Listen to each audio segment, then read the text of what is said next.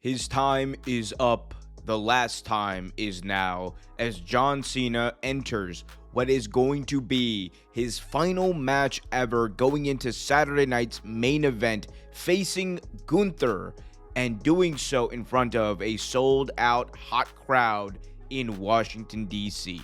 John Cena is not for everyone. His time as WWE's top star was marred with controversy and the accusation that he was a boring, bland wrestler who just wasn't what the fans wanted. Despite all of that, though, John Cena has proven to be not only one of the more controversial figures in modern professional wrestling, but genuinely one of the greatest to ever do it.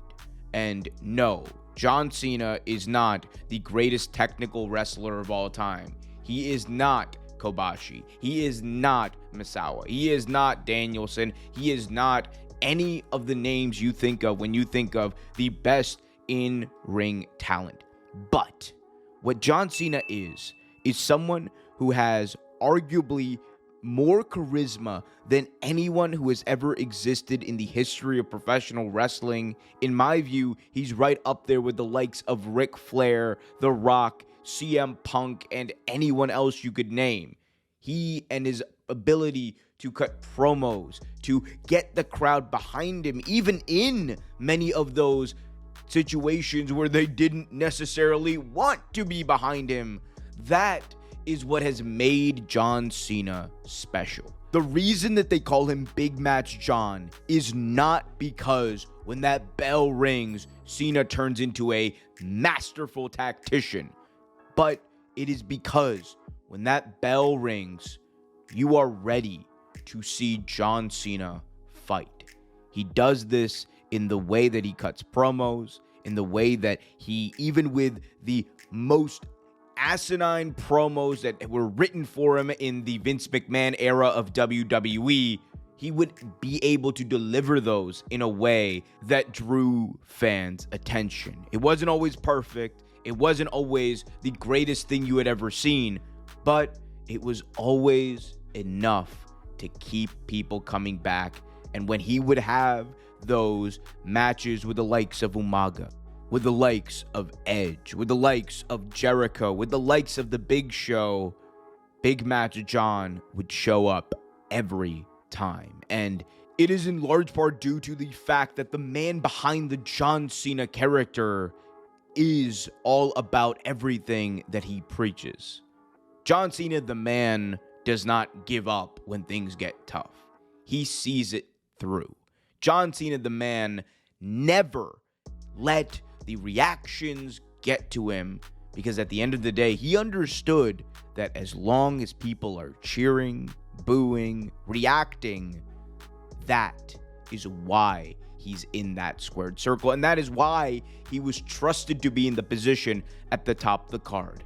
And despite everything that I've just said about John Cena's ability in the ring, the fact remains that the latter part of his career, especially between the years of 2013 to 2018, we saw some of the best matches of John Cena's career. And I think in-ring wise, he figured it out at a level that no one could have believed it to be. That doesn't mean he didn't have great matches in his first run with the company when he was just making his way to the top. But I think that in those years, John Cena, being a guy who was able to take a step back from the limelight, was able to take a step back from being the main star, tell stories with the likes of AJ Styles, tell stories with the likes of Rusev and the United States Championship, to put over young talent like Kevin Owens, to do the things he did to help advance Bryan Danielson's career in WWE. I think that John Cena is the guy that we weirdly always wanted. And the weird reality is that as soon as John Cena became less and less prevalent on WWE TV, the more the fans missed him. That is why eventually those John Cena sucks chants all faded away.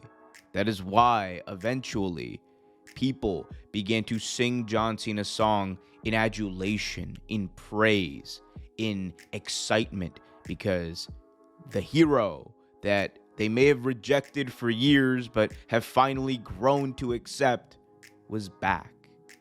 And I think these years have made everyone realize the truth about John Cena. Even though he was never really the best in the ring, he really did everything he possibly could to be the best that WWE fans needed him to be. And you combine that with the fact that for many people, especially people who watched WWE in the early 2000s and through the 2010s, John Cena was the most present wrestler on TV. There was a run of almost 5 years where he never missed a Raw or pay-per-view, and there was a comfort in knowing that a star at the level of John Cena was going to be there week in, week out, to the point when he wasn't there. And you saw the lack of star power that WWE had in the late 2010s. Everyone would ask themselves, when do you think John Cena's coming back? And I think that feeling that fans have of remembering him fondly for the impact he's had and, eventually coming around on all of the Super Cena stuff, I think more than the titles, more than the achievements he's had, and he's had many, I think that's what's so cool about John Cena. Eventually, and that is why, personally, I'm going to be sad that Saturday, December 13th, is going to be his last time wrestling ever. Because John Cena was the hero that we didn't know we needed until after he was gone.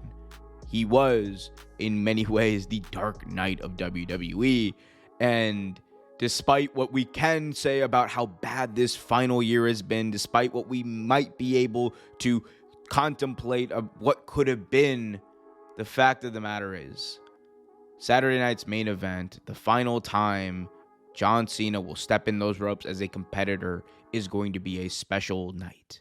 And I think fans owe it to John Cena to make him feel as appreciated, loved, and respected as a wrestler as he's ever been.